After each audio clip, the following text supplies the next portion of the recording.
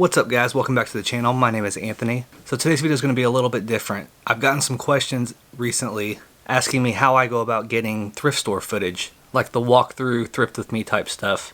And since I love any opportunity talking about cameras, I'm going to show you exactly how I do it.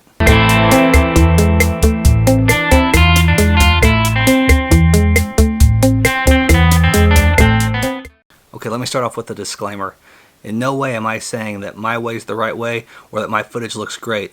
I'm just saying that people have asked me how I do it, and I make videos showing people how I do things. Also, it's a topic that I used to search for a lot, and I never found any videos really showing you how people do it. So I'm just going to show you my method, and hopefully it helps someone out. So first of all, I like to use the GoPro Hero 7 Black. Now the GoPro Hero 8 is out, but I don't personally see enough benefits to upgrade. I think the 7 is the perfect combination of good image quality mixed with awesome stabilization, and the price has recently come down because the 8 was released. It's still a pricey camera, but it's definitely the one that I enjoy using. Alright, so let's quickly talk about settings. This camera has beautiful 4K 60 frames per second capabilities, but if you've worked with video files before, you know that that takes up a lot of memory and a lot of storage, and those kind of files are just kind of hard to work with. So I set mine at 2.7K resolution and 30 frames per second. I film everything in 30 frames per second, that's just my preference. But the 2.7K still gives a nice image quality, and when I edit, I just edit it down to 1080, and I still think it looks good. The 2.7K resolution also unlocks the linear mode, which I prefer to use over the wide or the super wide. I just think it gives it a pleasant field of view and kind of eliminates the fisheye effect that you'll get with the wide angle, and make sure that stabilization's on. Okay, so that brings us to mounts. Obviously you need something to mount it with, otherwise you could just walk around with your cell phone and get just as good footage, if not better. But the point of using the GoPro is the fact that you don't have to hold the camera. You can just wear it somehow and capture all the footage as you're walking around.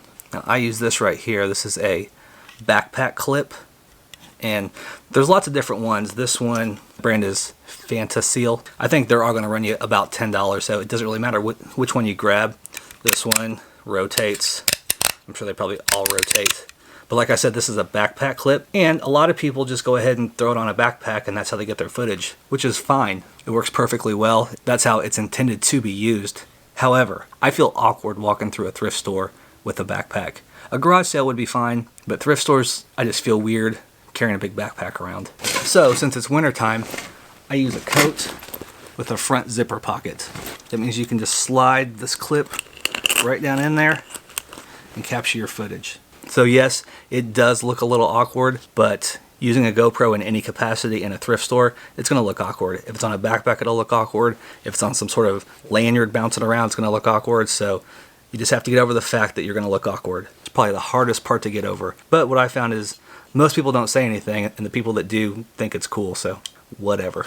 Alright, so this is what the final product looks like. Like I said, not the prettiest thing in the world, but it could be worse. And it's going to capture all that footage, so beauty is definitely secondary. Oh, and also, and this is totally optional, but a rubber band really helps to keep that beard out of the frame. I've gotten home to edit my footage before, only to find high-resolution beard hairs floating in the breeze. Okay, so lastly, you may be asking, well, what if it's not wintertime? Or what if I don't have a coat and I don't want to buy one? So I've not had this problem yet, but I can see where that's going to be an issue come about March. So I did come up with a solution, and that is to use a regular button-up shirt with a front pocket. Now, if you mount the camera in there, it's going to flop around because there's not a lot of support. So what I decided to do is cut a few pieces of cardboard to fit. I used 3 pieces so they wouldn't bend at all. Pop it right in that front pocket